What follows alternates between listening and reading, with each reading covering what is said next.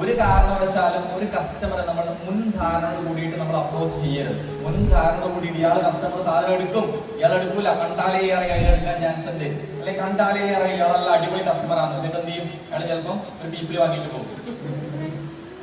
അപ്പൊ ഒരിക്കലും മുൻധാരണ കൂടിയിട്ട് ഞാൻ വിചാരിക്കുന്നതാണ് ശരിയെന്ന് മനസ്സിൽ വിചാരിക്കരുത്.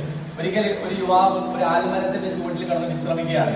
അദ്ദേഹം വിശ്രമിക്കുന്ന സമയത്ത് ആൽമരത്തിന്റെ മുകളിലേക്ക് നോക്കി, മുകളിൽ ചെറിയ കായ്കൾ കണ്ടു. കുറച്ചങ്ങ് അകലെ നോക്കിയ സമയത്ത് വള്ളിയിലെ മത്തനിൽ വലിയ മത്തൻ കണ്ടു.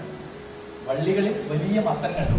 അദ്ദേഹം ആലോചിച്ചു, ദൈവം എന്തൊരു മണ്ടനാണ്, ഇത്രയും വലിയ ആൽമരത്തിന്റെ മുകളിൽ ചെറിയ കായ്കളും ജീവനില്ലാത്ത നിവർന്നു നിൽക്കാൻ പോലും പറ്റാത്ത വള്ളികളുടെ മുകളിൽ വലിയ മത്തനും, ദൈവം എന്തൊരു മണ്ടനാണ്. അങ്ങനെ അദ്ദേഹം അത് ആലോചിച്ച് ആൽമരത്തിന്റെ ചുവട്ടിൽ കിടന്ന് ഉറങ്ങിപ്പോയി.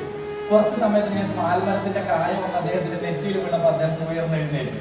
അദ്ദേഹം ആലോചിച്ചു, ദൈവം എന്തൊരു അത്ഭുതമാണ്, ഈ കായുടെ അടുത്ത് വല്ല മത്തനുമായിരുന്നെങ്കിൽ എന്റെ അവസ്ഥ എന്താകുമായിരുന്നു എന്നുള്ളതാണ്.